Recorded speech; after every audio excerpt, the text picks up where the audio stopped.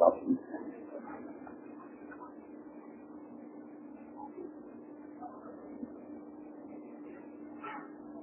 نحمد الله العظيم نصلي ونسلم على الرسول الكريم أما بعد فقد قال الله سبحانه وتعالى في كلامه القديم والفرقان الحميد: أعوذ بالله من الشيطان الرجيم. بسم الله الرحمن الرحيم. فقصص القصص لعلهم يتفكرون. صدق الله العظيم.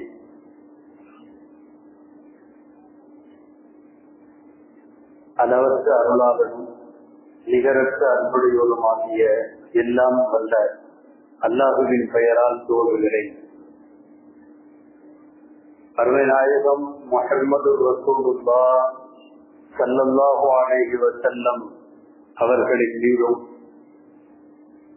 நற்பாக்கியங்கள் நிறைந்த அவர்களுடைய உம்மத்தின் மீதும் குறிப்பாக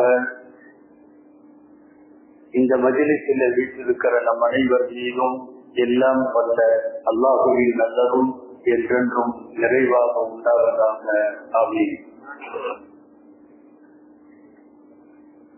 சங்கைக்குரிய உலமாக்கள், கண்ணியத்திற்குரிய மஸ்ஜித் நிர்வாகிகள்,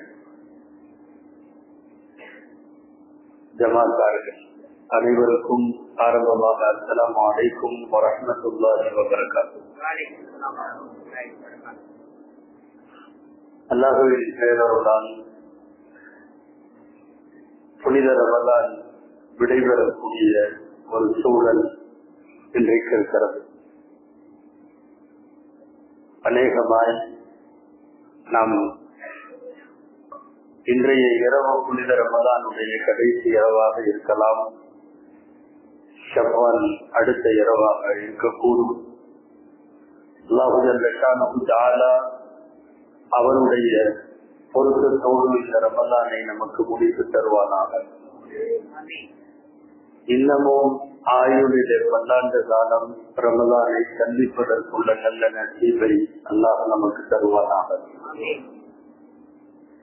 இந்த புனித ரமலானில் நோட்ட நோன்புகள், தொழுத தொழுகைகள், செய்த தர்மங்கள், ஓதிய திலாவத்துகள், இஹ்திகாஃப்கள், இந்த மாதத்தினுடைய அனைத்து நன்மைகளையும் கைது பரக்கத்துகளையும் அல்லாஹு தஆலா ஏற்று அவனுடைய தாராளமான கூலிகளை நமக்கு வழங்குவானாக என்று நான் முதற்கட்டமாக துஆ செய்து துவங்குகிறேன். ஒரு சமுதாயத்தினுடைய முன்னேற்றத்தில் மிக முக்கியமானது அந்த சமுதாயத்தினுடைய வரலாறுகள். குர்ஆனின் வழிநெடுகிலும் அல்லாஹ் நிறைய வரலாறுகளை பேசுகிறார். நபிமார்களின் வரலாறுகள், நல்லோர்களின் வரலாறுகள் குர்ஆனில் இடம்பெற்றிருக்கிறது. நபிகள் நாயகம் ஸல்லல்லாஹு அலைஹி வஸல்லம் அவர்களை பார்த்து அல்லாஹ் சொல்லுகிறான், ஃபகுஸில் கஸஸ் லஅல்லஹும் யதஃபக்கரூன். வரலாறுகளை சொல்லுங்கள், அவர்கள் சிந்திக்கக்கூடும். வரலாறுகளை பேச வேண்டும். அதனால் தான் குர்ஆன் வரலாறுகளை சொல்லுகிறார். முதல் மனிதர் ஆதம் அலைஹிஸ்ஸலாம் அவருடைய வரலாறு 28 இடத்துல ஒரே மாதிரி வரலாறு. நாம் நினைக்கிறோம் ரிப்பீட்டட், திரும்ப திரும்ப வருகிறது என்று நினைக்கிறோம். ஒவ்வொரு முறையும் அந்த வரலாறு ஒரு புதிய கோணத்தில் சொல்லப்பட்டிருக்கிறது குர்ஆனில். 100க்கும் மேற்பட்ட இடங்களில் திருக்குர்ஆனுக்குள்ளே அமர்ந்திருக்கிறார்கள் மூசா அலைஹிஸ்ஸலாம். ஒரே வரலாறு தான் அவர்கள் வாழ்க்கை வரலாறு என்றும் அதனுடைய பல்வேறு பரிணாமங்கள் குறித்து குர்ஆன் பேசுகிறது. திருக்குர்ஆனில் வரலாறுகள் அதிகம் பேசப்படுவதற்கு காரணம், மீண்டும் மீண்டும் சொல்லப்படுகிற வரலாறுகளால் ஈமானும் இஸ்லாமும் அவர்கள் கொண்டிருக்கிற கொள்கை கோட்பாடுகளும் புத்துயிர் பெறும் என்பது குர்ஆனுடைய கருத்து. அந்த அடிப்படையில் நம்முடைய சமுதாயத்தின் முன்னோர்களின் வரலாறு ரொம்ப முக்கியமானது. அவற்றில் ஒரு வரலாறு, ஒருவரை பற்றிய வரலாறு தான் இங்கே எனக்கு தலைப்பாக தரப்பட்டிருக்கிறது. மாவீரர் சுல்தான் சலாஹுத்தீன் அய்யூபி ரஹ்மஹுல்லாஹ் அவர்களை பற்றியது. பைத்துல் முகத்தஸை மீட்டதில், பைத்துல் முகத்தஸுக்காக போராடியதில், முஸ்லிம் உம்மத்தின் கையில் அந்த பள்ளிவாசலை கொண்டு வந்து தருவதில் மாபெரும் போராளியாக இருந்து களம் சந்தித்து அதில் வெற்றி பெற்று நிறைவான வாழ்க்கை வாழ்ந்த சலாஹுத்தீன் அய்யூபியின் வரலாற்றை சொல்லுவதன் மூலம் மஸ்ஜிதுல் அக்ஸாவின் இன்றைய சூழ்நிலை, அதை மீட்பதற்காக போராடிய தியாகிகளை பற்றிய நினைவுகள், இதுவெல்லாம் பேசப்பட வேண்டும். குறிப்பாக ஒவ்வொரு ஆண்டும் ரமலானுடைய கடைசி ஜும்மா, அதாவது நேற்று ஜும்மா, அது யௌமுல் குதுஸ் என்று இஸ்லாமிய உலகம் அனுஷ்டிக்கிறது. பைத்துல் முகத்தஸுடைய ஜும்மா உலகமெல்லாம் முஸ்லிம் நாடுகள் முழுக்க பைத்துல் முகத்தஸை பற்றி அந்த ஜும்மாவில், அது இப்போது இருக்கிற ஆக்கிரமிப்பு மாத்திரமல்ல, பொதுவாக மஸ்ஜிதுல் அக்ஸாவை பற்றி பேசுவார்கள். அந்த அடிப்படையில் இந்த வாரம் இந்த அமர்வு என்ற காரணத்தால் சுல்தான் சலாஹுத்தீன் அய்யூபி அவர்களின் தலைப்பு தரப்பட்டிருக்கலாம். சலாஹுத்தீன் அவர்களுடைய பட்ட பெயர் யூசுப் அப்படிங்கிறதா சொந்த பெயர். யூசுப் ரலியல்லாஹு தஆலா அன்ஹு ரஹிமஹுல்லாஹ் எப்படி வேண்டுமானாலும் அவர்கள் அல்லாஹ்வின் அருளுக்குரியவர்கள். மிகப்பெரிய பைத்துல் முகத்தஸுடைய போராட்டம். முதல்ல அவர்கள் என்ன செய்தார்கள் என்று தெரிவதற்கு முன்னால், பைத்துல் முகத்தஸ் இஸ்லாமியர்களின் சொத்து, என்றைக்கு இருந்தாலும் அது மீட்கப்பட வேண்டும் என்பதில் எல்லா முஸ்லிமுக்கும் பங்குண்டு. நாம் ஒன்றும் களமெடுத்து போராட முடியாது என்றாலும் நம்முடைய துஆக்களில் எல்லாம் மஸ்ஜிதுல் அக்ஸா இஸ்லாமியர்களின் கையில் வர வேண்டும் என்று கேட்கப்பட வேண்டும். பல்வேறு அரசியல் கணக்குகள், ஆதாயங்களுக்கு அப்பாற்பட்டும் கூட இன்றைக்கு வரையும், ஏன் நேற்றைக்கு முன்தினம் 27வது இரவு வரைக்குமே அகில உலகம் முழுக்க செய்யப்பட்ட துஆக்களில் மஸ்ஜிதுல் அக்ஸாவுக்காக கேட்கிறார்கள். தினந்தோறும் ஹரம் ஷரீஃபிலும் கேட்கிறார்கள். மஸ்ஜிதுல் அக்ஸா இஸ்லாமியர்களின் கையில் முழுமையாய் அது ஒப்படைக்கப்பட வேண்டும். நீண்ட காலமாக ஆக்கிரமிப்பில் இருந்து அவ்வப்போது சில போராளிகளால் ஈர்க்கப்பட்ட பள்ளிவாசல் பைத்துல் முகத்தஸ். முதலுக்கு விழா உலகத்தில் கட்டப்பட்ட 2வது பள்ளிவாசல், ஃபர்ஸ்ட் காபத்துல்லா. அபூதர் ரிஃபாரி ரலியல்லாஹு அன்ஹு அறிவிக்கிற ஒரு ஹதீஸ் முஸ்னத் அஹ்மதிலே இடம்பெற்றிருக்கிறது. அல்லாஹ்வின் தூதரே, முதலாக கட்டப்பட்ட பள்ளிவாசல் எது?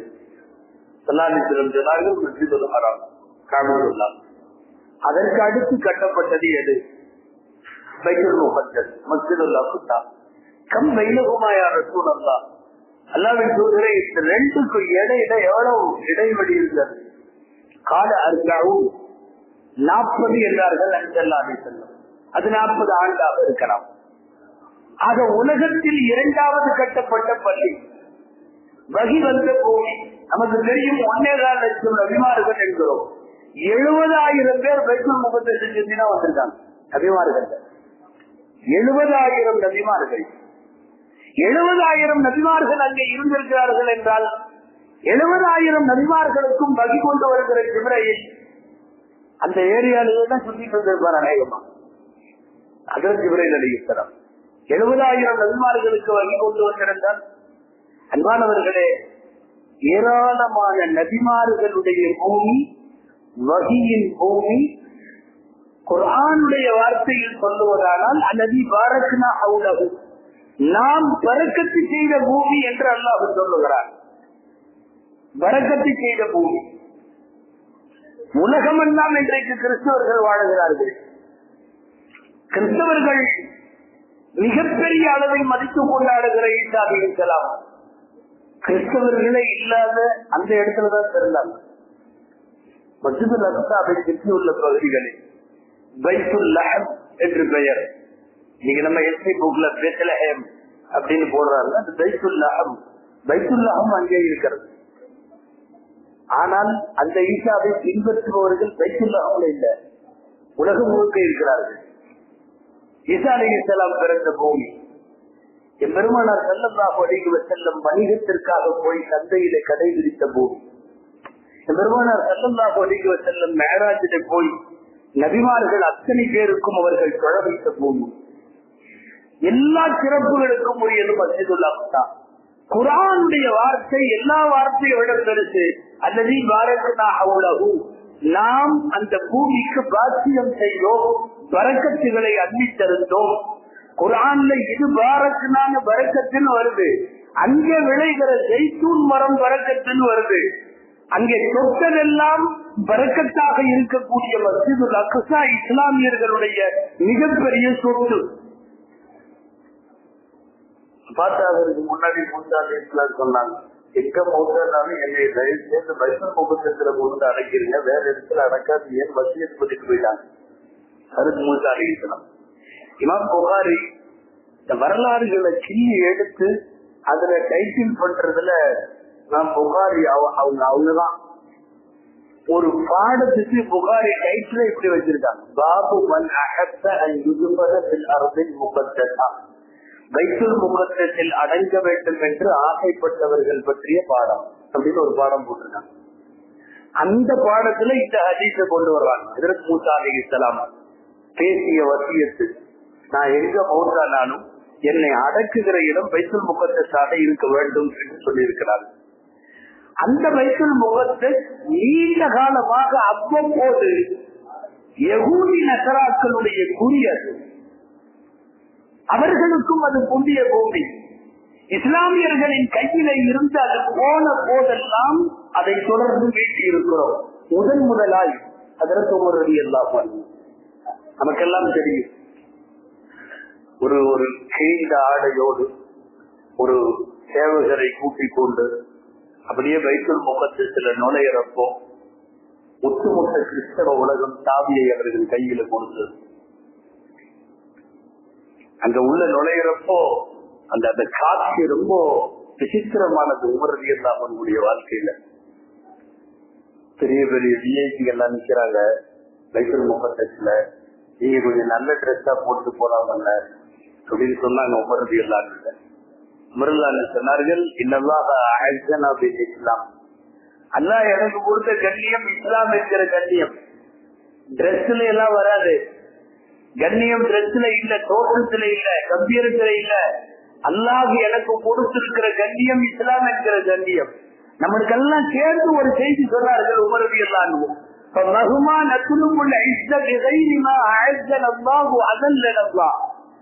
அல்லாஹ் கொடுத்த இஸ்லாம் என்கிற கண்ணியத்தை விட்டுட்டு வேற கண்ணியத்தை நாம் எப்போதெல்லாம் தேடுகிறோமோ அல்லாஹ் நமக்கு இழிவை தருவான் என்றார்கள். இஸ்லாம் தான் உயர்ந்த கண்ணியம், அதை தவிர்த்துட்டு வேற கண்ணியத்தை தேடாதீங்க.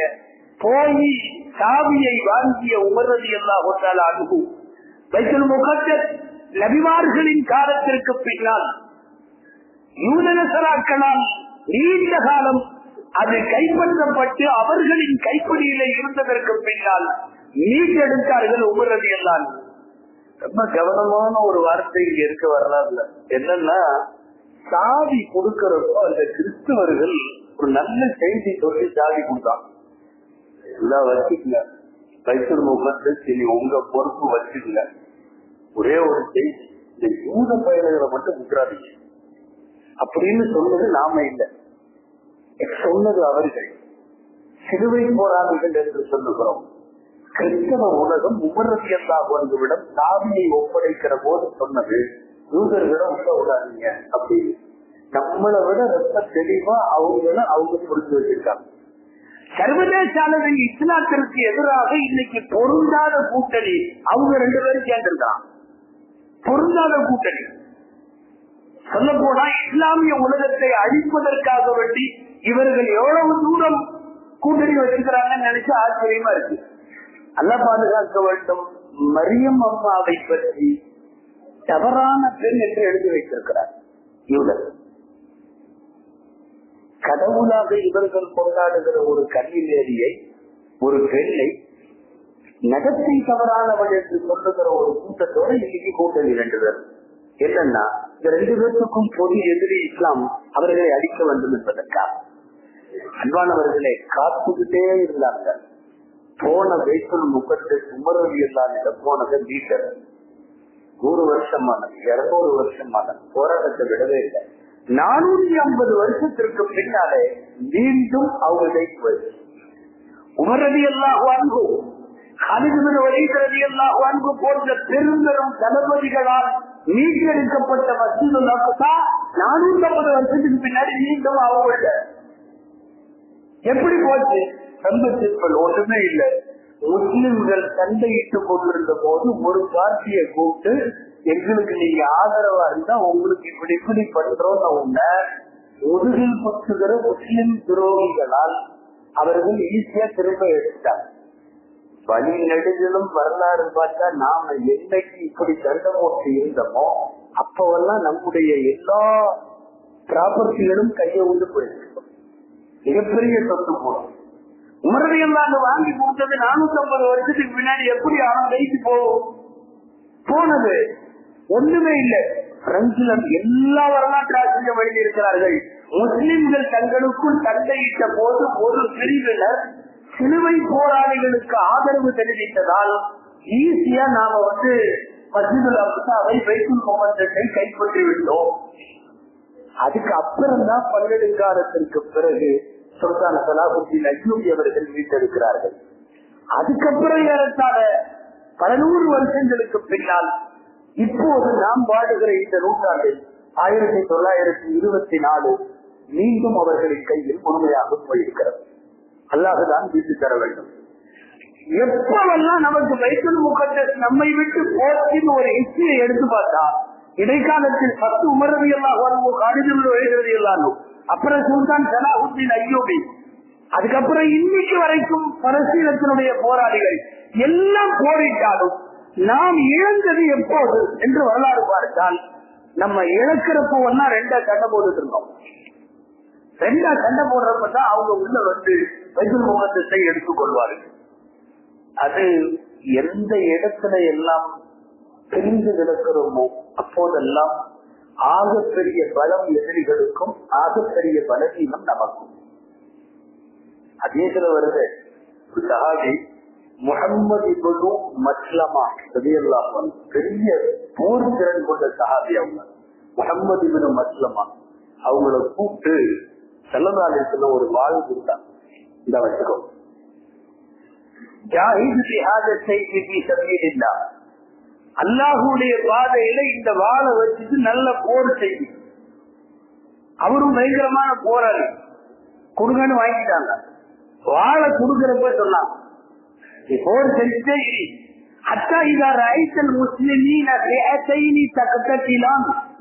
எங்காவது முஸ்லிம்கள் 2 குரூப்பா இருக்காங்களான்னு பாரு. அங்க இருந்தாங்கன்னா இந்த வாளுக்கு அப்புறம் வேலை இல்லை. போய் பகுதிகள் ஹஜர் எங்கேயாவது பாறையில அடிச்சு இந்த வாழை உடைச்சிட்டு மலை அடிவாரத்துக்கு போயிரு. அச்சா தண்டிக்க மல்லியத்தோடு காப்பியா உனக்கு மவுத்து வர்ற வரை அங்க போய் உட்காந்துக்கோ. காரணம், இந்த வாளாக இருக்க வேண்டுமானால், உன் வீரம் வெளிப்பட வேண்டுமானால், நீ அதிகாரத்தை அங்கே எடுக்க வேண்டுமானால் ஒண்ணு மட்டும்தான் முடியும். எங்க 2ஆ பிரிஞ்சுட்டாங்களோ இந்த வாளை கொடுப்பது முகமது ரசூலுல்லாஹ்வாகிய நானாக இருந்தாலும், வாங்குவது பெரிய போர்த்திறன் கொண்ட முகமது பின் மஸ்லமாவாகிய நீயா இருந்தாலும், எது வரைக்கும் இந்த வாள் யூஸ் ஆகும் தெரியுமா? சண்டை போடாம இருக்கிற வரை யூஸ் ஆகும். 2 குரூப்பா இருந்தாங்கன்னா முடிஞ்சு. அதுக்கப்புறம் இந்த வாழை கூட்டு போய் பாறையில அடிச்சு உடைக்கணுமா சொல்லுவது ஸல்லல்லாஹு அலைஹி வஸல்லம். இன்னைக்கு இவ்வளவு பெரிய அளவுல அகில உலகத்தில் இருந்தும் கூட பல்வேறு இடங்களிலும் தாக்கப்படுவதற்கான காரணம் நம்ம நாடல்ல, அத்தனை இடத்துலயும் இதே பிரச்சனை தான். 2 குரூப், 4 குரூப், எக்கச்சக்கமான குரூப். அது அடிக்கடி பயான்ல ஒரு செய்தி சொல்றது உண்டு. இந்த சமீபத்துல மூத்தா போனாரு பெரியார் தாசன் ஒன்று, அப்துல்லா பேர் வச்சு முஸ்லிம் ஆயிருந்து மௌத்தானார்ல. அப்போ அவர் இஸ்லாத்துல சேர்ந்து ரியாத்துல போய் தான் இஸ்லாத்துல சேர்ந்த சாபிபுல் ஆலமீன் இஸ்லாமியார். அங்கே இஸ்லாத்துல சேர்ந்து தங்க வச்சு எல்லாம் சொல்லி கொடுத்து ட்ரைனிங் கொடுத்து அப்புறம் தான் இது பண்ணுவாங்க. அங்கே எல்லாம் வெறும் களிமா மட்டுமல்ல, ஒரு முஸ்லீமாக வாழ்க்கையை சொல்லி கொடுப்பாங்க. கொஞ்ச நாள் அவர் அங்க ஒரு 40 நாள் இருந்து முஸ்லீமாக ட்ரைனிட் ஆகி அதுக்கப்புறம் அங்கிருந்து உம்ராவுக்கு போயிட்டு உம்ராவை முடித்து கொண்டு அவர் இங்க வர்றாரு. இங்கதான் நம்ம சென்னையார் போகல. அந்த முன்னால அவர் இருந்த அமைப்புகளை சார்ந்தவர்கள் எல்லாம் அவர் பெயரை சொல்லி மரியாதை ஓடிக சட்டம் போட்டு ஏர்போர்ட்ல ஒரு குரு நின்றாங்க. பெரிய குரு. அவருடைய முன்னால் அவர் எங்கெல்லாம் இருந்தாரோ அந்த ஆட்கள் அவர் இஸ்லாத்துல சேர்ந்தது, அவர் முட்டை அடிச்சு எகராமாயி இந்த மாதிரி உம்ராவெல்லாம் செஞ்சுட்டு ஒரு முஸ்லீமாயி அவர் வர்றதுனால ஓடிகன்னு சத்தம் போடுறதுக்கு ஒரு பெரிய குரு. இந்த பக்கம் இந்த தகவல் எல்லாம் கேள்விப்பட்டவங்க நம்ம ஆளுகளும் நம்ம அமைப்புகளும் அங்கங்க போய் வாழ்கன்னு போடுறதுக்கு ஒரு குரூப் போய் எல்லாம் வாழ்க அவர் பேரை சொல்லி இவங்க மரியாதாசன் ஓடிகன்னு சொன்னா இவங்க அப்துல்லா வாழ்க அப்படின்னு சொல்லி எல்லாம் கத்துனாங்க. அதுக்கப்புறம் நீங்க ஏன் இஸ்லாத்துல சேர்ந்தீங்கன்னு சொல்லி ஜும்மால பேசுங்க அப்படின்னு சொல்லி பள்ளிவாசல்ல ஜும்மால ஒரு 40-45 நிமிஷம் எதனால எங்க இஸ்லாமை தவறுந்ததுன்னு பேசினார். அவர் பேசிட்டே இருக்கிறப்ப அவர் கடைசியில ஒரு கேள்வி ஒண்ணு கேட்டார். இன்னைக்கு வரைக்கும் கேள்வி இருக்கா நான் பதில் தெரியல. அவர் என்ன கேட்டாருன்னா, நான் ஏர்போர்ட்ல இருந்து மக்கால உம்ரா முடிச்சுட்டு முஸ்லிமா இங்க வரும்போது என்னை எதிர்க்கிறதுக்காக வந்தவனெல்லாம் ஒழிக போதம் போதவன் பூரா ஒன்னா நின்றுட்டு இருந்தான். இந்த வாழ்கன்னு சொல்லி வந்தவங்க எல்லாம் ஒவ்வொரு குடியோட 10 பேரா தள்ளி நின்றுட்டு இருந்தாங்க. அந்த கப்பத்துல 10 பேர் ஒரு குடியோட வாழ்கிறான். இந்த பக்கம் பின்னாடி கிட்ட ஒரு வாழ்கன்னு சொல்லி நிக்கிறான். ஏன் இந்த வாங்கி கோர்த்த போற நீங்க எல்லாம் ஒன்னா நிக்க முடியாதான்னு கேட்டாரு. கேள்வி மட்டும் இன்னும் இருக்குது. இன்னைக்கும் நம்ம பொழப்பு அதுதான். ஒரு சமுதாயத்திற்காக, ஒரு மார்க்கத்திற்காக, ஒரு உம்மத்திற்காக குரல் கொடுத்தாலும் தனித்தனியாக பிரித்து கிடக்கிற ஏராளமான சக்திகள் ஒட்டுமொத்த இஸ்லாமிய உம்மத்தின் சக்தியை வீணடித்திருக்கிறது. ரொம்ப நாளைக்கு அப்புறம் பைத்துல் முகத்தஸை மீட்க வேண்டும் என்பதற்காக அல்லாஹுவால் தேர்ந்தெடுக்கப்பட்ட நல்லடியார் சுல்தான் சலாஹுத்தீன் அய்யூபி முதல்ல போருக்கு போகல. அவர் பண்ணது என்ன தெரியுமா, அங்க இருக்கிற ஒத்த கருத்துடைய எல்லாத்தையும் ஒண்ணு சேர்த்தினார். முதல்ல நீ ஒரு கொடிக்கு கீழே வா, பைத்துல் முகத்தஸ் வெற்றி அப்பதான் சாத்தியமாகும். நான் மட்டுமே போராடி ஜெயிக்க முடியாது. சுல்தான் சலாஹுத்தீன் அய்யூபி முஸ்லிம் உம்மத்தை ஒருங்கிணைப்பதில் ஏறத்தாழ 10 ஆண்டு காலம் அதில ஈடுபட்டு வெற்றி கண்டதற்கு பிறகு இனிமேல் யூதனசராக்களினுடைய சதித்தீட்டங்களில் யார் கூப்பிட்டாலும் இந்த உம்மத்தின் எந்த பிரிவும் அந்த பக்கம் போகாது என்கிற முடிவு வந்த போதுதான் போர் அறிவிப்பு செய்தார்கள். சுல்தான் சலாஹுத்தீன் அய்யூபி ஒரு யுத்தத்தில எல்லாம் பைத்துல் முகத்தஸை மீட்கல. நிறைய தடவை நடைபெற்றது சிலுவை போர். சிலுவை போர் 1, சிலுவை போர் 2, சிலுவை போர் 3 வரலாறுல மறைக்கப்பட்ட இன்னும் நிறைய இருக்கிறது. எக்கச்சக்கமான சிலுவை போர். சலாஹுத்தீன் அய்யூபி அவர்களை பற்றி சொல்லவே நல்லவங்க பெரியவங்களுடைய துவாக்கள் எப்போதும் தரத்தை உயர்த்தும். சிலோன்னு பையனா இருக்கிறப்போ அவங்க தகப்பனார் இவரு சலாஹுத்தீன், அவர் நஜிமுத்தீன். இவரு சொந்த பேர் யூசுப், தகப்பனார் பேர் அய்யூப் ரஹ்மத்துல்லாஹி. அவங்க பையனை கூட்டிட்டு பகதாதுக்கு போனாங்க. காலம் ஒரே காலம். பகதாதிலே இறைநேசர் மொஹிதீன் அப்துல் காதர் ஜீலானி சத்தியல்லாஹு வாழ்கிற காலம். இந்த பையனுக்கு 8-9 வயசு ஆகுது. இந்த பையனுக்கு துவா செய்யுங்க அப்படின்னு கூட்டிட்டு போய் மொஹிதீன் அப்துல் காதர் ஜீலானி சத்தியல்லாஹு நிறுத்தினார்கள். மொஹிதீன் அப்துல் காதர் ஜீலானி சத்தியல்லா தலையில தடவி கொடுத்து சின்னங்களை கழுத்து வழியாக கழுத்து வரைக்கும் தடவி ஒரு வரக்கத்தையும் ஒரு ஆட்சியை ஒரு ஆசீர்வாதத்தை இப்படி செய்துவிட்டு துவா செய்தார்கள். குழந்தை சிறந்த வீரனாக வருவான் என்று சொல்லி மொஹிதீன் அப்துல் காதர் ஜீலானி கத்தத்துல்லா அவர்கள் சொன்ன துவாக்கள் பின்னாலே இந்த உம்மத்திற்கு உண்மையானது ஒரு மாதிரிய போர் வீரனை தந்தது. பொதுவா அந்த காலத்துல அந்த வழக்கம் இருந்தது. ஒரு குழந்தை பிறந்தாலும் கொண்டு போய் அன்றைக்கு வாழுகிற யாராவது பெரியவங்க மடியில கொண்டு போய் வைப்பாங்க. தன்னுடைய மக்களை சிறுவர்களை கூட்டி போய் யாராவது பெரியவர்கள்ட்ட துவா செய்யுங்கன்னு சொல்லுவாங்க. இன்னைக்கும் கூட பல ஊர்கள்ல இருக்கு, குடும்ப பெரியவர்களை மார்க்க பெரியவர்களை பார்த்தா தலை நீதி உடன் சொல்றது அப்படின்னு. அந்த தலை நீதி விடுறதுங்கிறதா முஹைதீன் அப்துல் காதர் ஜீலானி கத்தல்லா அவர்கள் சலாஹுத்தீன் அய்யூபிக்கு பண்ணது. ரசூலுடைய காலத்துல இது இருந்தது. சுன்னத்துகள்ல ஹதீஸ்கள்ல நிறைய இருக்கு. நீங்க ஹதீஸ் நூல்கள் பாத்தீங்கன்னா தஹ்னீக்னு ஒரு பாடமே இருக்கு. தஹ்னீக்னா பிறந்த குழந்தையை கொடுத்து ரசூலுல்லா மடியில வச்சிருவாங்க. ஸல்லல்லாஹு அலைஹி வஸல்லம் துஆ செய்வாங்க. ஒரு பேரிச்ச மரத்தினுடைய ஒரு கீட்டை மட்டும் எடுத்து பிச்சு அவர்களுடைய பாக்கிய பொருந்திய வாயில வச்சு தவச்சிட்டு குழந்தை வாயில வச்சு முழுங்க கொடுக்காம அப்படியே வச்சிருப்பாங்க. குழந்தை அதை தவைக்கும். ரசூலுடைய எச்சில் பட்ட பழத்தினுடைய நுனியை குழந்தை தவைத்ததற்கு பிறகு சல்லாஹ்ல எடுத்துருவாங்க. குழந்தைக்கு துவா செய்வாங்க. உலகத்தில பெருமானாரின் வரலாறு போல மிகச்சிறந்த வரலாறு ஒன்றுமே இல்லைங்கிறதுக்கு ஒரு ஆதாரம் எது தெரியுமா?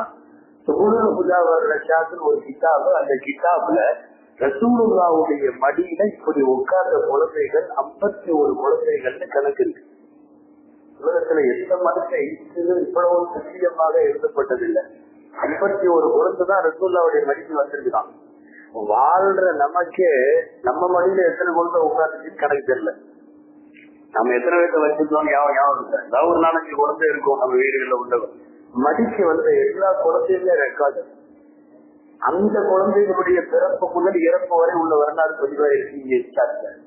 பூரா பதிவாயிருக்கு. பெரியவங்கள்ட்ட கொண்டு போய் குழந்தைய கொடுக்கறது, துவாவை வாங்குறதுன்னு ஒரு பழக்கம் இருக்கு. இன்னைக்கு அதுவெல்லாம் கூட இந்த உம்மத்துல சட்டைங்கிறது விமர்சன பொருளாக ஆயிருக்கிறது. அது சொல்ல வர்றது சுல்தான் சலாஹுத்தீன் அய்யூபியினுடைய தலையை தடவி பிடரி வரைக்கும் தடவி கொடுத்து நல்லா வருவான்னு சொன்னாங்க. அந்த குழந்தைய பெரியவர்களின் துவா அவர்கள் இள வயதுல பெறுகிற போது அது அப்படியே படிப்பு. உண்மையாலுமே மாவீரனா வந்தது மட்டுமல்ல, கடுமையான உடம்பு சரியில்லாம வாங்கி அவங்க ரோமாத்தாகும் போது பக்கத்துல இருக்கிறவங்க கேட்டாங்க, எக்கச்சக்கமான சிலுவை போர்களை சந்திச்சிருக்கிறீங்க, வைக்கும் முகத்துக்கு வீட்டு கொடுத்திருக்கிறீங்க, ஆனாலும் கூட இத்தனை போரை சந்திச்சு நீங்க ஷஹீதாகலையே. போர் வீரனா எதிரி கொத்தி எதிரியால் கொட்டப்பட்டு நீங்க ஷஹீதாயிருக்கிறது அது ஆகலையே. சுல்தான் சலாஹுத்தீன் அய்யூபி சொன்னது, முஹைதீன் அப்துல் காதர் ஜீலானி கத்தல்லா கை வச்ச பிடரியை யாரும் வெட்ட வர முடியாது. அந்த பிடரியை வெட்டுவதற்கு உலகத்திலே யாரும் கிடையாது. ரப்பு முஹைதீன் அப்துல் காதர் ஜீலானி கத்தல்லா கை வச்ச இந்த இடத்தை எதிரிகளுக்கு கடைசி வரை கிடைக்க விட மாட்டான். என் கையை வேணா வெட்ட முடியாமனால காலை வெட்ட முடியும், அவர்கள் கைப்பட்ட இடத்தை வெட்ட முடியாதுன்னாங்க. பெரியவர்களின் பரக்கத்துகளை புரிந்து வைத்தவர்கள் சுல்தான் சலாஹுத்தீன் அய்யூபி. இன்னைக்கெல்லாம் சகத்து மேடைக்கு மார்க்கத்தை புரியுறோங்கிற பேர்ல பெரியவங்களை எல்லாம் திட்டுறாங்க. இள வயசுதான் நினைச்சா வருத்தமா இருக்கு. நிறைய நல்லடியார்களை, இமாம்களை, சஹாபாக்களை, தாபியீன்களை, தபரு தாபியீன்களை, பரிமாறுகளாக வாழ்ந்தவர்களை, நம்மளுக்கெல்லாம் அவர்களை பற்றி விமர்சிக்கிற அளவுக்கு என்ன தகுதி இருக்கிறது? சகத்து மேடி எதா இருந்தாலும் பேச வேண்டியது. கியாமத்தினுடைய அடையாளங்கள்னு ஒரு பாடம் இருக்குல்ல, அந்த பாடத்துல ஒரே ஹதீஸ்ல 40 அடையாளங்கள் சொல்லுவாங்க. செல்லாதீர்கள் 40 அடையாளம். அதுல இசாரிகளா வர்றது, தஜ்ஜால் வர்றது, அஜினி வர்றது, சூரிய மேக்க ஒழிக்கிறது, எல்லா அடையாளமும் வரும். கடைசியா அதுல ஒரு அடையாளம் சொல்றாங்க,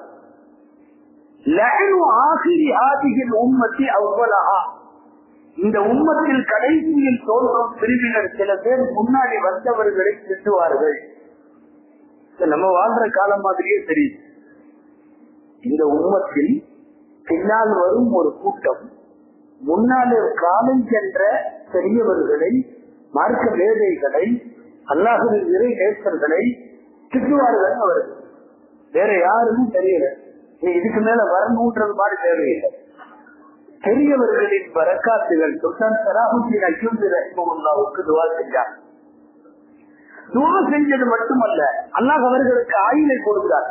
வைத்தியநாதர் ஜீலானி அவங்களுக்கு ஏறத்தாழ 94 வயசு, 92 வயசு அப்படின்னு எல்லாம் கருத்திருந்து ஆக எவ்வளோ 90 அவங்க 90 வயசுக்கு மேல் வாழ்ந்தவர்கள் ஏறக்குறைய 40 வயது இருக்கிற போது சுல்தான் சலாஹுத்தீன் அய்யூபி பைத்துல் முகத்தஸை ஈர்ப்பதற்காக களப்போராளியாக நிற்கிற போது இவர்கள் பகதாதனுடைய பெரிய உஸ்தாத், எக்கச்சக்கமான மாணவர்கள் ஓடுகிறார்கள். என்ன பண்ணாங்க தெரியுமா?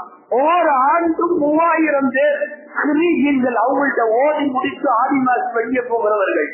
என்ன சொன்னாங்க தெரியுமா? மார்க்க பணிகளில் மகத்தான பணி இன்னைக்கு சுல்தான் சலாஹுத்தீன் அய்யூபி போர் செய்கிறார், போய் கூட நெல்லுங்கன்னாங்க. ஆச்சரியம் என்ன தெரியுமா? முன்னாடி ஒரு படை நிற்கும், அல்ல பெரிய படை பின்னாடி இருக்கும். முன்படை புகழ்ச்சி மற்றும் ஜெயிச்சு சொல்லுவார்கள், 50 பேர் கொண்ட படை. அந்த 50 பேருக்கு கேப்டன் சுல்தான் சலாஹுத்தீன் அய்யூபி. இந்த 50 பேரும் மகிழ்ச்சியாளர்களுடைய மாணவர்கள். 50 பேரும் வரலாற்றில் அதிகமாக பேசப்படாத பக்கங்கள் இது, பேசப்பட வேண்டும். பகதாதினுடைய ஒரு பள்ளிவாசலில் உட்கார்ந்து கொண்டு வெறுமனே தொழ வைக்கிற இமாமுகளை மாத்திரம் உருவாக்கவில்லை, வெறுமனே பாடம் நடத்துகிற முதர்வீசுகளை மாத்திரம், உஸ்தாதுகளை மாத்திரம் உருவாக்கவில்லை. முஜாஹிதுகளாக இருக்கிற பெரிய போராளிகள் புறப்பட்டு போனது பகதாதில் அவர்களிடமிருந்து.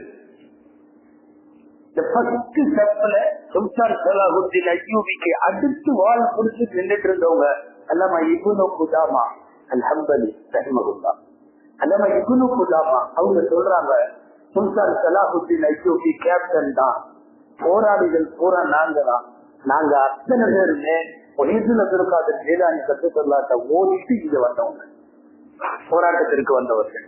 சுல்தான் சலாஹுத்தீன் அய்யூபி அவர்களுக்கு தேவையான ஒரு மிகப்பெரிய போராளிகளாக இருக்கிற ஆளுங்களின் படையை அனுப்பி வைத்து களம் கண்டவர்கள் சுல்தான் சலாஹுத்தீன் அய்யூபி அவர்கள். கிட்டத்தட்ட ஸல்லல்லாஹு அலைஹி வஸல்லம் போர் செஞ்ச மாதிரி அவங்க போர், யாரையும் தேவையில்லாம கொல்ல மாட்டாங்க. களத்துல கரெக்டா நிக்கிற எதிரியை தவிர வேற எவனை கொல்ல மாட்டாங்க. வழியில மரத்தை எரிக்கிறது, வீட்டை கொடுக்கிறது, அதை பண்றது, இதை பண்றது, துவம்சம் பண்றது, பப்ளிக்கை டிஸ்டர்ப் பண்றது எதுவுமே இருக்காது. அதே மாதிரி தளபதியாக இருந்து வியூகம் அமைத்து கொடுப்பார்கள். மாவீரர் என்று பெயர், ஆனா மாவீரர் தலைமை தாங்கினாரே ஒழிய அவ்வளவு சீக்கிரமா வாழை எடுத்து அவங்க யாரையும் வெட்ட மாட்டாங்க. சுமார் 28 போர்களில் களம் பெற்றிருக்கிற பெருமானார் ஸல்லல்லாஹு அலைஹி வஸல்லம் ஒரு அறிவிப்பின்படி 19 பெரும் போர்களிலே கண்டிருக்கிற ஸல்லல்லாஹு அலைஹி வஸல்லம் ஒரு போர்களையும் ரசூலுல்லாஹ் யாரையும் நேரடியா வெட்டது கிடையாது.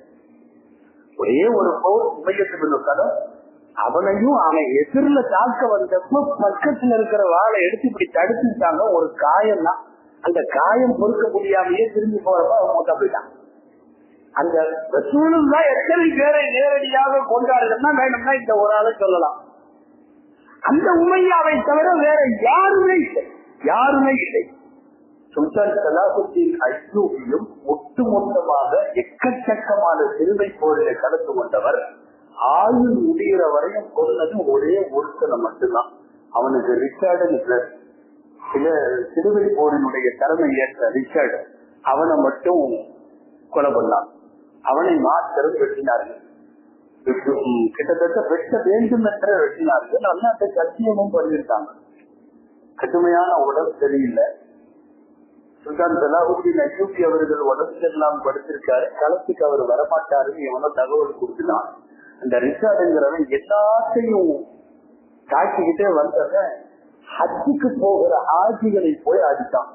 திறந்து போயிட்டு இருக்கிற குருவை இவருக்கு கோபம் வந்தது காரணமே என்னன்னா, அடிச்சது மட்டுமல்ல, அவன் அங்க நின்று அங்குள்ள முஸ்லிம்களை பார்த்து எல்லாம் ராணுவ உடை அடித்தவர்கள் அவங்க சிலுவை போறாங்க. ஐன முகம்மதுக்கும் எங்க எங்க உங்க முகம்மது உதவிக்கு வர சொல்லு உங்க முகம்மத அப்படின்னு ஜலல்லாலி செல்லக்கூடிய பெயரை சொல்லி அவன் அவமானப்படுத்தி ஆட்சிகளை அடித்து விட்ட செய்திய உடம்பு எல்லாம் படுத்திருக்கிற சுல்தான் சலாஹுத்தீன் அய்யூபிட்ட வந்து சொன்னாங்க. ஆட்சிகளை எல்லாம் அடிச்சுட்டான், முகமது வர சொல்லு உதவின்னு சொல்றான் அப்படின்னு சொன்ன உடனே அல்லாஹ்விடத்துல சத்தியம் செய்தார்கள். யாருதான் இந்த நோயில நான் மூத்தாகாமல் உயிரோடு பிழைத்தால் உன்னை 2 சத்தியம் செஞ்சு கொடுக்கறேன், நான் அதை செய்வேன். ஆட்சிகளை கை வைத்து உங்க முகமது வர சொல்லுன்னு சொன்னாங்க. அவனை என் கையால் கொள்ளுவேன், என் கையால் கொள்ளுவேன். இன்னொன்னு, பைத்துல் முகத்தை இவங்க கையில இருந்து நான் ஏற்றேன். இந்த 2 செய்தி மட்டும் சொன்னாங்க. மறுநாள் அல்லாஹ் சிபாவை கொடுத்தான். உடம்பு சரியில்லாத ஆள் மாதிரியே இல்ல, அல்லாஹ் எழுந்து நிற்க வைத்து விட்டான். சொன்ன வாக்குறுதி 2ஐயும் நிறைவேற்றிய பிறகுதான் வபாத்தானார்கள். அவங்க கொலை பண்ண ஒரே ஒருத்தர் அவன் தான். யார் ஹாஜிகளை அடித்து விட்டு ஐன முகம்மதுக்கும் உங்க முகமது எங்க கூப்பிடுங்க அப்படின்னு சொன்னானே, அவன் ஒருத்தன் தான். சலாஹுத்தீன் அய்யூபியினுடைய வாழ்க்கை முழுக்க அவர் கொலை செய்தது ஒரே ஒரு நபரை, அதுவும் அல்லாஹ்விடத்திலே சத்தியம் செய்ததால். அதுக்கப்புறம் பைத்துல் முகத்தத்தை திரும்ப மீட்கிற வேலையும் அதுவும் சத்தியம் செய்து கொடுத்ததால் அதையும் செஞ்சாங்க. இந்த அவர் பேரு முழு பேர் அர்னால்டுன்னு சொல்லுவாங்க. அர்னால்டு யாரு கொல்லப்பட்டது. ரிச்சர்ட்ல நிறைய பேர் இருக்காங்க. ஃபர்ஸ்ட் ரிச்சர்டு, 2வது ரிச்சர்டு எல்லாமே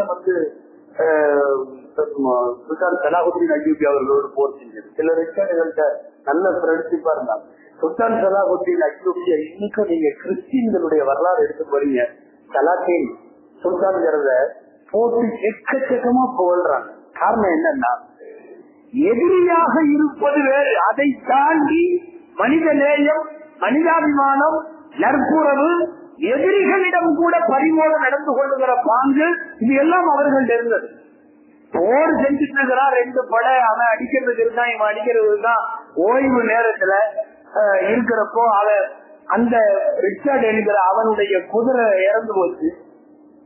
இவர் இங்கிருந்து இருக்கிறதுலயே ஹை கிளாஸ் குதிரை 2 குதிரையை அனுப்பிடுறாரு, அன்பளிப்பா. எவன் செய்வான் அதன் வேணா? எங்க எதிர்கட்சியாக இருக்கிறவங்களுக்கு அங்க ஏற்பட்டிருக்கிற இழப்புக்கு இவர் 2 பேர் அனுப்புறாரு. களத்திலே எதிரிகள், மனிதாபிமானத்தில் மிகச்சிறந்த நண்பர்கள்.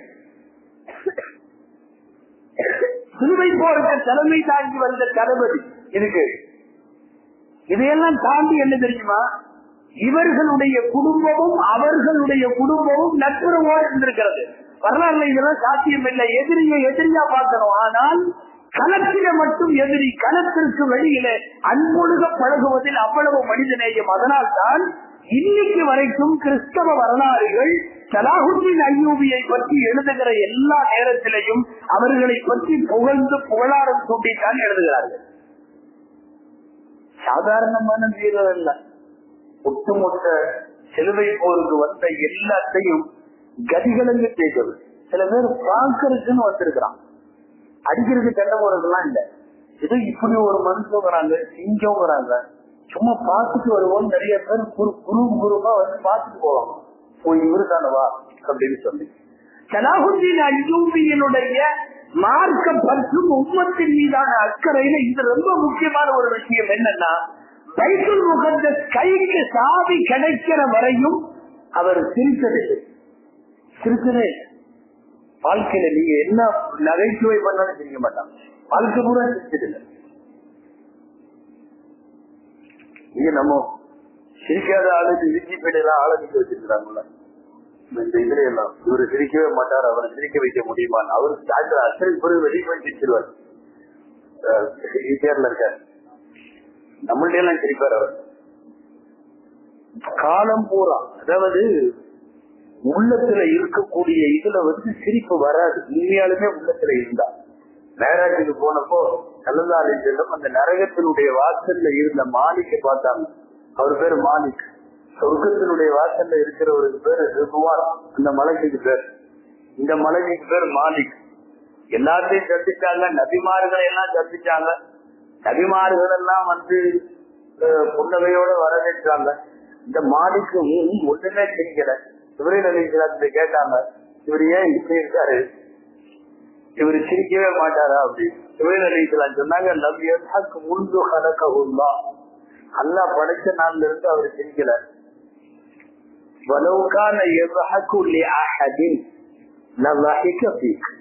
யாராவது ஒருத்தரை பார்த்து சிரிக்கிறதா இருந்திருந்தா உங்களை பார்த்து சிரிச்சிருக்கணும், உங்களை பார்த்து சிரிக்கல. காட்சி நரகத்தை பார்த்துட்டு இருக்கிறவருக்கு சிரிப்பு எங்க வரும்? கல்லாலை செல்லல் சொன்னது உள்ளத்தில இருந்த மகிழ்வுதான் சிரிப்பாக வெளியே வரும்.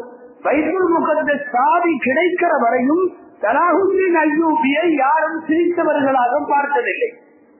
இன்னொன்று என்னன்னா, எதிரிகளின் நாடி நரம்பெல்லாம் இவரை பற்றிய பயம் இருக்கிறது. எந்த நேரத்துல என்ன பண்ணுவாங்க வேடிக்கைக்கு சொல்லவில்லை. வரலாற்று ஆசிரியர்கள் அப்படியே எழுதியிருக்கிறாங்க. குறிப்பா மஸ்ஜிதுல் அக்ஸாவுடைய வரலாற்றில் எழுதுறவங்க பிரெஞ்சுக்காரன், அந்த குறிப்பாக ஐரோப்பியர்கள் அத்தனை பேருமே குழந்தைகளை பயமுறுத்துறப்போ சலாஹுதீன் ஐரோப்பிய வந்துருவான்னு சொல்லிதான் பயப்படுத்துவாங்களாம். நம்ம பூச்சாட்டியும் அல்ல, அந்த பூச்சாட்டி எங்க இருக்கான்னு இது வரைக்கும் தெரியல. பூச்சாட்டி வர்றான் சாப்பிட்டு, பூச்சாட்டி வர்றான் தூங்கிரு. அவர்களுக்கு பூச்சாட்டியே யாரு தெரியுமா?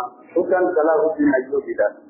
நாடி நரம்பெல்லாம் ரத்தத்தை உறைய செய்கிற அளவுக்கு ஒரு வீர திருமகனாக நின்று ஏற்கனவே நீ 300-400 வருஷம் வச்சிருந்த பைத்துல் முகத்தத்தை ஈஸியா கைப்பற்றி உள்ள அல்லாஹ்வுடைய ஏற்பாடு. யாரு கையில பைத்துல் முகத்தத்தை கொடுக்கணும்னு முடிவு பண்றானோ அந்த வியூகத்தை கரெக்டா வகுத்து சாவியை அவங்க வாங்கிட்டு தொழுவதற்காக மஸ்ஜிதுல் அக்ஸாவுக்குள்ள நுழையிறாங்க. சஜது பிறை 27. உங்களுக்கு புரியுதா? மேராஜுடைய இரவு ஸல்லல்லாஹு அலைஹி வஸல்லம் மஸ்ஜிதுல் அக்ஸாவில் நுழைஞ்சது அப்பதான். எல்லா நபிமார்களுக்கும் ரசூலுல்லா தொழுது வச்சது அப்பதான். நாம மேராஜுடைய இரவுன்னு சொல்றோம். எப்போ அது சஜது பிறை 27. கரெக்டா அன்னைக்கு நைட்டு சுல்தான் சலாஹுதீன் ஐயூபி உள்ள நுழையிறாங்க. தற்போதைய ஏற்பாடு ஸல்லல்லாஹு அலைஹி வஸல்லம் இமாமத்து செய்த பள்ளிவாசலில் அவர்கள் ஒரு வளையத்திலே போய் தங்கள் வாகனத்தை கட்டினார்களே, அந்த வளையத்தில் அதே இரவில் சுல்தான் சலாஹுதீன் ஐயூபி வாகனத்தை கட்டுகிறார். கட்டிட்டு உள்ள போய் தொழுது முடித்து விட்டு முஸ்லிம் உம்மத்திற்கு இதை அர்ப்பணிக்கிறார்கள். சுல்தான் சலாஹுதீன் ஐயூபி இனிமேல் நமக்கு கிடையாது என்று சொல்லப்பட்ட மஸ்ஜிதுல் அக்ஸாவை முழுமையாக வீட்டு கொண்டு வந்து இந்த உம்மத்திடம் ஒப்படைக்க மிகப்பெரிய போராட்டம். என்ன ஒரு விஷயம்னா, காலம் எல்லாம் அஹ்லு சுன்னத் வல் ஜமாஅத்திலேயே இருந்து அதை பரப்புவதில் அது சார்ந்த வாழ்க்கை நெறிகளில் சுல்தான் சலாஹுதீன் ஐயூபி கடைசி வரைக்கும் அதிலே இருந்தார். ஹாஜி எல்லாம் ஒவ்வொரு வருஷமும் வரும்போது ஹஜ்ஜுக்கு போக விட மாட்டேங்கிறாங்க. படையெடுத்துட்டு வந்துடுறாங்க. உம்மத்தை காப்பாற்றணும்னா இங்க எல்லையிலேயே நிக்கணும், ஊர்லயே இருக்கணும். ஹஜ்ஜுக்கு போனா அந்த நேரம் உடம்பு சரியில்லாப்பட்டு 4 நாளே என்னென்னமோ பண்ணிட்டு போயிட்டான். ஹஜ்ஜுக்கு போனா பிரச்சனை. எனவே காலம் எல்லாம் ஹஜ்ஜி செய்ய முடியல. சுல்தான் சலாஹுதீன் ஐயூபி ஹஜ்ஜுக்கு போகல. ஒவ்வொரு வருஷமும் ஹஜ்ஜுக்கு போயிட்டு வரக்கூடிய ஹாஜிகளை அந்த ஊரினுடைய எல்லையில வந்து நின்று அத்தனை ஹாஜிகளையும் 6 தடவை வரவேற்பது சுல்தான் சலாஹுதீன் ஐயூபி. சொல்லுவாங்களாம், அல்லாஹ் எனக்கு ஹஜ்ஜினுடைய வாய்ப்பை கொடுக்கல, தௌஃபீக் தரல. ஆசையெல்லாம் நிறைய இருக்கு. ஆனால் உம்மத்தை எதிரிகள் அழிப்பதிலே இருந்து காப்பாற்றுகிற ஒரு ராணுவ வீரருக்குள்ள கடமையை போல எல்லையில நிற்க வேண்டிய சூழ்நிலை ஒரு குறிப்பிட்ட காலம் விட்டுட்டு ஹஜ்ஜுக்கு போக முடியாது. அதனால போகல. உள்ளூர்லயேதான் இருந்தாங்க கடைசி வரை. அவர்களுடைய இளவயதில் அவர்கள் கல்வி கற்ற காலங்களை தாண்டி ஹஜ்ஜுக்கு போக முடியல. ஆனா ஹாஜிகளை வரவேற்கிறதுக்கு போயிடுவாங்க. கடைசியா அவங்க மவுத்துக்காக வேண்டி முன்னாடி உடம்பு சரியில்லாம அந்த பகல் கூட ஹாஜிகளை வரவேற்கிறதுக்காக ரொம்ப நேரம் நின்றுட்டு வந்து படுத்தவங்கதான். கடுமையா உடம்பு சரியில்லாமாச்சு. அதுக்கப்புறம் மவுத்து. ஹஜ்ஜி செய்யல. ஆமா, ஹஜ்ஜி செய்யலைங்கிறதுனால எல்லா ஆட்சியாளர்களையும் நம்ம குறைய சொல்ல முடியாது. நம்மள சில பேர் இங்க முகலாய மன்னர்கள்லயே ஹஜ்ஜி செய்யல. சுல்தான் சலாஹுதீன் ஐயூபி ஹஜ்ஜி செய்யாததுக்கும் மற்றவங்க ஹஜ்ஜி செய்யாததுக்கும் வித்தியாசம் இருக்கு. அவங்க நிலைமை வேற. ஒரு 3 நாள் அங்க விட்டுட்டு அவங்க போனா சிறுவைக்காரங்க உள்ளே போட்டு பைத்துல் முகத்தத்தை பிடிச்சிருவான். மக்களை எல்லாம் துவம்சமாக்கிடுவான். சுல்தான் சலாஹுதீன் ஐயூபியை பற்றி சொல்றேன். சாதாரணமான தியாகம் அல்ல அது. காலம் முழுக்க மக்களையும் பள்ளிவாசலையும் காத்த பெருமை. கேரளால மஸ்ஜிதுல் அக்ஸாவுக்கு நீங்க ஒரு 24 hours வாட்ச்மேன் போட்ட மாதிரி சுல்தான் சலாஹுதீன் ஐயூபியை அல்லாஹ் வைத்திருந்தார். நீதான் இந்த பள்ளிவாசலுக்கு வாட்ச்மேன். ஹஜ்ஜுக்கு போகல. இங்க நம்ம அரசர்கள் நிறைய பேர் ஜம்முனி எல்லா வேலையும் பண்ணிட்டு ஹஜ்ஜுக்கு மட்டும் போகல. அவங்க ஜாலியா உட்காந்துருந்தாங்க, எல்லாம் பண்ணாங்க. அதனால அது ஹஜ்ஜுக்கு போகாத எல்லாத்தையும் திட்டவும் முடியாது. ஹஜ்ஜுக்கு போயிட்டு வந்ததுனால எல்லாம் புனிதம்னு சொல்ல முடியாது. அடிக்கடி சொல்றது உண்டு. பழைய ஹஜ்ஜு இப்போ உள்ள ஹஜ்ஜெல்லாம் ரொம்ப வித்தியாசம் பயங்கரமா இருக்கு. ஆமா, நிறைய போறாங்க. இது ஒண்ணா போயிட்டு வந்து போறதுக்கு முன்னாடி இருக்கிற வாழ்க்கைக்கும் பின்னாடி இருக்கிற வாழ்க்கைக்கும் வித்தியாசமே தெரியல. சொல்ல போனா போயிட்டு வந்துட்டு அதை விட அதிகமா தப்பு பண்றான். நடைபெறுகிற நிகழ்வுகளை சொல்லுகிறேன். ஒரு காலத்துல எல்லாம் மாவட்டத்திலேயே 2 பேர் தான் அழைச்சிட்டு போவாங்க. அந்த ஊர் ஆட்சியாருக்கு சொல்லி அவரை கூப்பிட்டு போய் அவர் உண்மையாலுமே எசலாத்தோட போவார்.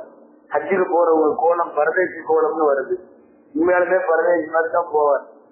போயிட்டு வந்தா ஆட்சியாரு பரலன்னா ஜனாதா, அது 5-6 மாசம் ஆகும். அவர் எங்கேயாவது கப்பல்ல இருந்து லெட்டர் போட்டா லெட்டர் வர்றதுக்கு முன்னாடி அவர் வந்துருவார். அப்படியே ஹஜ்ஜுக்கு போனாங்க. அதே அவர் அனுப்புறதுக்காக ஊரே திரண்டு அந்த காலத்துல போய் இந்த மாலைகளை எல்லாம் போட்டு வாங்க ஹஜ்ஜுக்கு போறீங்க குர்பானி கடை மாதிரியே கூட்டு போவாங்க. அந்த மாதிரி கூட்டிட்டு போய் அவரை ஏற்றி விட்டு அவரு முறை போவாரு.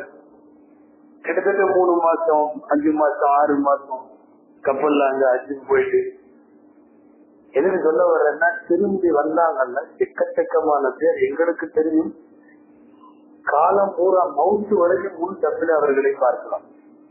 அப்படி ஹாஜியாரு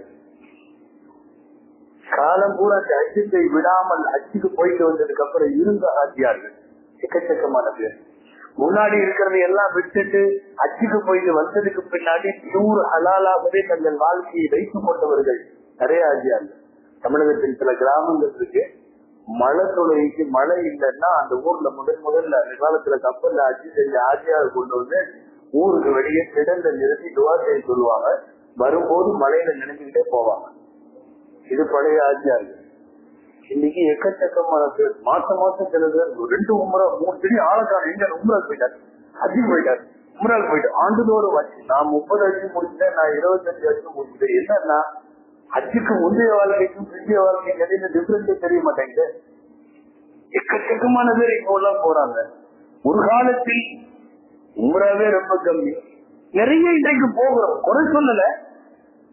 சரியான முறையில் உம்ராவும் ஹஜ்ஜும் பழைய காலத்தின் ஆட்சிகளை போல இன்னைக்கு உள்ள நிகழ்காலத்தின் ஆட்சிகள் இல்லைன்னு சொல்ல வர. முந்தானத்து 34 லட்சம் பேர் கேமல்ல நிக்கிறாங்க. ஹரமைன்ல தகவல் வந்துருக்கு. ஹரமைன் போல 34 லட்சம் அவ்வளவு பேரும் ஆமின்னு சொல்லிட்டு நிக்கிறாங்க. அல்லாஹ்வை ஏற்றுக்கணும் சொல்றேன். நிறைய பேர் போகிறார்களே. பேசிட்டு இருந்தது சுல்தான் சலாஹுதீன் அய்யூபி ஹஜ்ஜுக்கு போகாத எல்லாரையும் குறை சொல்லவும் முடியாது. ஹஜ்ஜுக்கு போயிட்டு வந்ததுனால நீங்க அத்தனை பேரும் புனிதம்னு சொல்ல முடியாது. சுல்தான் சலாஹுதீன் அய்யூபி அவர்கள் அப்படி ஒரு சூழ்நிலையில் அவர்கள் ஹஜ்ஜு செய்யாமல் இருந்தார். அல்லாஹ் உண்மையாலுமே தீனுடைய நெறியோடு கூடிய வாழ்க்கையை கொடுத்தார். அவர்களுடைய தாடி, அவர்களுடைய ஜமாத்தோடு உள்ள தொழுகை, அவர்களுடைய கம்பீரம். அல்லாஹ் அக்பர். வஃபாத்துடைய நேரம் காரி ஒருத்தர் உட்கார்ந்து ஓதிட்டு இருந்தார். அவருடைய தலைமாட்டிலேயே அல்லாஹு லா இலாஹ இல்லஹு இந்த வாக்கியத்தை தான் திரும்ப ஓதுறாங்க. அவர் மௌத்தாகும் போது சுல்தான் சலாஹுதீன் அய்யூபி அவர்கள் ஹக்குன் ஹக்குன் இந்த வரியை மட்டும் சொல்றார். ஹக்குன் அல்லாஹ்வை தவிர வேறு எந்த இலாஹும் எந்த ரப்பும் இல்லை அப்படின்னு சொல்ற வார்த்தைக்கு இவர் பதில் சொல்லுகிறார். ஹக்குன் உண்மை, உண்மை என்றும் பொருள். ஹக்கு என்பது அல்லாஹ்வுடைய பெயர். அல்லாஹ் அல்லாஹ் என்று சொல்லுவதை போல ஹக்கு ஹக்குன்னு 3 தடவை சொன்னதுக்கு பிறகு அவருடைய ரூஹு பிரிந்தது என்று பார்க்கிறோம். வாழும் காலத்தில் ஒரு மிகப்பெரிய இஸ்லாமிய குடும்பத்தில் பிறந்து பெரியவர்களுடைய துஆக்களுக்கெல்லாம் ஆளாகி கடைசி வரைக்கும் மார்க்கத்திற்காகவே அர்ப்பணித்து ஒரு சின்ன விஷயம் கூட வேற எந்த போராட்டத்திலும் அவங்க ஈடுபடல. நிலத்திற்கான போராட்டம், ஆட்சியை தக்க வைப்பதற்கான போராட்டம், அதிகாரத்தை பெருக்கிக் கொள்வதற்கான போராட்டம், எல்லையை விரிவுபடுத்தியதற்கான போர், இது எதுலையும் இல்லை. வாழ்க்கை முழுக்க முஸ்லிம் உம்மத்தையும் மஸ்ஜிதுல் அக்ஸாவையும் காப்பாற்றுவதற்கான போர். கடைசி வரைக்கும் அதிலே தான் இருந்தாங்க. அல்லாஹ் அக்பர். அவங்க அமைச்ச அரசுக்கு பேரு அய்யூபிகள் அப்படின்னு பேர். ஒரு பேர் சலாஹுதீன் அய்யூபி. அய்யூபிகளுடைய அரசாங்கத்துக்கு அவர் தான் அதிபர். அவர் வஃபாத்துக்கு பின்னாடி 57 வருஷம் அந்த கவர்மெண்ட் தான். அய்யூபிகள் தான் தந்தை வழி பேரன் மகன் அப்படியே வந்தாங்க. 57 வருஷம் அய்யூபிகள் நாட்டை ஆண்டார்கள், பைத்துல் முகத்தஸை வைத்திருந்தார்கள். என்ன இவ்வளவு பெரிய மாபெரும் சாம்ராஜ்யத்தினுடைய அதிபருங்கிற போஸ்ட்ல உள்ள சலாஹுத்தீன் அய்யூபி, நீங்க வரலாறு எடுத்து படிச்சு பாருங்க. மௌத்தா போறப்போ ஒரு தீனார் 47 திருகம் இதுதான் வீட்டுல இருந்தது. ஒட்டுமொத்த காசு ஒரு தீனார், ஒரே ஒரு தீனார் 47 திருகம். சொன்னா அதிபருக்கு இப்படி எல்லாமான்னு உங்களுக்கு நம்பிக்கை வருமானு தெரியல. கஃனுக்கு கடன் வாங்கினார்கள் சுல்தான் சலாஹுத்தீன் அய்யூபி வீட்டுல. கடன்ல தான் வாங்கி அடைக்கப்பட்டது. கடன் வாங்கி கஃன் வேலைகளை செய்து அவர்களை அடக்கம் செய்தார்கள். உலகத்துல எந்த அரசனுடைய வரலாறு அப்படி இருக்கு? காலம் முழுக்க ஒரு சாம்ராஜ்யத்தினுடைய சக்கரவர்த்தியா இருந்தவருக்கு கஃன் துணிக்கு காசு இல்லைன்னு கடன் வாங்குறது எங்க? நம்மால போட்டு 12 லட்சம் ரூபாயா? அதிபர்களாக இருப்பவர்கள் அவர்களுடைய ஆடம்பரம், அவர்களுடைய சுகபோகம். அன்பானவர்களே, சுல்தான் சலாஹுத்தீன் அய்யூபி சாமானியமான ஆள் அல்ல. நான் சொன்னேன், அவருக்கு பின்னாடி 57 வருஷம் இந்த கவர்மெண்ட் சிறப்பாக அய்யூபிகளுக்கு அப்புறம் தான் அந்த பாத்திரிகள் அவங்க இவங்க நிறைய வர்றாங்க. உஸ்மானிய பேரரசு அப்படி இப்படின்னு எல்லாம் 57 வருஷம் ஆண்டவங்க. இவர் போட்ட துணி, இவர் போட்ட திட்டம், அந்த அடிப்படையிலேயே ஆட்சி நடக்கிறது. ஒரு பெரிய பேரரசுக்கு என்னென்ன தேவை வியூகமோ, பொருளாதார ரீதியாய், சமூக ரீதியாய், அரசியல் ரீதியால் அத்தனை வியூகத்தையும் வகுத்து கொடுத்தது சுல்தான் சலாஹுத்தீன் அய்யூபி. அல்ல எப்படி அவங்களுக்கு அவ்வளவு பிராட் மைண்ட் கொடுத்தானோ தெரியல. விரிவான சிந்தனை. ஒரு ஓரத்துல உட்கார்ந்துட்டு ஒரு ஊரை மட்டும் பார்க்கிற பார்வை இல்லை. அவர் அமைச்சர்தாங்க அந்த சின்னம், ஈகிள் கழுவு சின்னம் தானே இருக்கு இன்னைக்கு நிறைய நாட்டுல. நீங்க மிஸ்ர், எகிப்துன்னு அடிச்சீங்கன்னாவே அரசாங்கத்தினுடைய முத்திரை வரும். நமக்கு எப்படி இப்போ இந்த இது சக்கரம் அப்படி இப்படின்னு எல்லாம் போட்டு வருது இல்ல, அந்த முத்திரை இருக்கு, கழுகு முத்திரை. இத வடிவமைச்சது சுல்தான் சலாஹுத்தீன் அய்யூபி. அய்யூபிகளினுடைய ஆட்சி. அவர் குடிச்சிட்டு போன கிஃப்ட் என்ன ஆச்சு தெரியுமா? இன்னைக்கு வரைக்கும் ஈராக், மிஸ்ர், பலஸ்தீன், யமன், இத்தனை நாட்டையும் நீங்க அதிக நெட்ல சர்ச் பண்ணுங்க. அந்த அரச முத்திரை கழுகோடுதான், ஈகிலோடுதான்.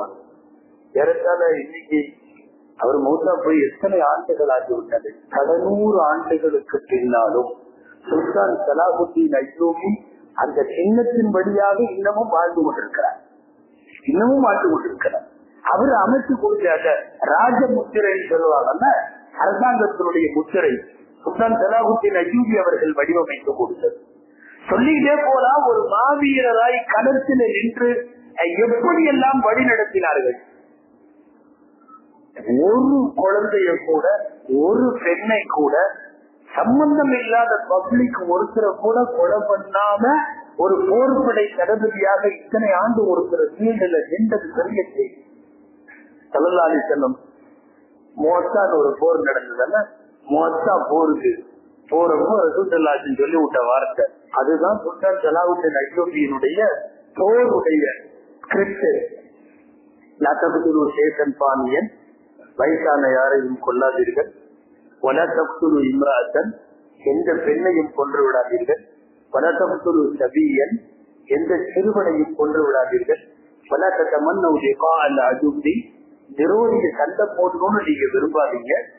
நசித்து போகும் பத்திரு, ஒருவேளை எதிரிகளை சந்தித்து விட்டால் துணிஞ்சு களத்துல கடைசி வரைக்கும் இல்லைங்க. இது ரசூலுல்லாஹி செல்லும் மொத்தா போர்ல போறப்ப வீரர்களை கூப்பிட்டு சல்லாடி செல்ல சொன்னது. வாழ்க்கையில அப்படியே செய்த போர்கள் அனைத்திலும் சுல்தான் சலாஹுத்தீன் அய்யூபி இதைத்தான் செய்தார்கள். ஒரு பெண்ணை கொல்லக்கூடாது, ஒரு குழந்தையை கொள்ள, அதாவது போர் செய்வது தவிர்க்க முடியாத சில தற்காப்புகளுக்கு என்று சொன்னாலும் கூட போருடைய நேரத்தில் பேண வேண்டிய மனித நேயத்தை, மரபை, இதையெல்லாம் கரெக்டா பேணியவர்கள் சுல்தான் சலாஹுத்தீன் அய்யூபி ரஹிமஹுல்லாஹ் அவர்கள். அல்லாஹ் தஆலா ஒவ்வொரு 100 வருஷத்திலையும் உம்மத்தை புதுப்பிக்கிற யாரையாவது ஒருத்தரை அனுப்புவானாம். அவங்களுக்கு முஜத்தின்னு பேர். முஜத்தித். அவங்க என்ன செய்வாங்கன்னா, இந்த உம்மத்திற்கு தேவையான மாபெரிய பணியை யார் செய்து முடித்து உலகளாவிய முஸ்லிம் உம்மாவிற்கு தேவையாக்கி சென்றார்களோ அவங்களுக்கு பேர் முஜத்தித். ரசூலுல்லாஹி சொன்னாங்க, இன்னல்லாஹ யபஅது ஆதிகள் உம்மத்தி அலா குல்லி ராசி மியாத்தி சனத்தின் மை யுஜத்திது லஹா தீனஹா. ஒவ்வொரு 100 வருஷத்தினுடைய முடிவிலும் அல்லாஹ் இப்படி ஒருவரை அனுப்புவான். அந்த நூற்றாண்டில் அனுப்பப்பட்ட முஜத்தித் சுல்தான் சலாஹுத்தீன் அய்யூபி ரஹிமஹுல்லாஹ் அவர்கள். வரலாறு முழுக்க அவர் சந்தித்த போர்களையும் அதுல உள்ள சின்ன சின்ன செய்திகளையும் பேசினால் நீண்டுவிடும். அல்லாஹ்விடத்திலே துஆ செய்வோம். அல்லாஹ் ஜல்ல ஷானஹு தஆலா சுல்தான் சலாஹுத்தீன் அய்யூபி ரஹிமஹுல்லாஹ் அவர்களுக்கு இருந்த சமூக அக்கறை, சமுதாய அக்கறை, மார்க்கப்பற்று, விரிவான பார்வை, தொலைநோக்க திட்டம், இது அனைத்தையும் அல்லாஹ் இன்றைக்கும் இந்த உம்மத்திற்கு நசீபாக்கி தருவானாக. அது போன்ற உம்மத்தினுடைய சீர்திருத்தத்தை எப்போதும் விரும்புகிற தௌஃபீகை அல்லாஹ் மீது இருக்கிற முஸ்லிம் உம்மத்தின் இன்றைய ஆளுமைகளுக்கும் அல்லாஹ் தருவானாக. அவர்கள் ஆற்றிய மிக பெரும் சேவைகளை அல்லாஹ் கபூல் செய்து நபிமார்களோடு நல்லோர்களோடு அல்லாஹ் அவர்களை ஜன்னத்துல் ஃபிர்தௌஸிலே நம்மையும் சேர்த்து வைப்பானாக. ஆமீன். வஆகிரு தஅவானா அல்ஹம்துலில்லாஹி ரப்பில் ஆலமீன்.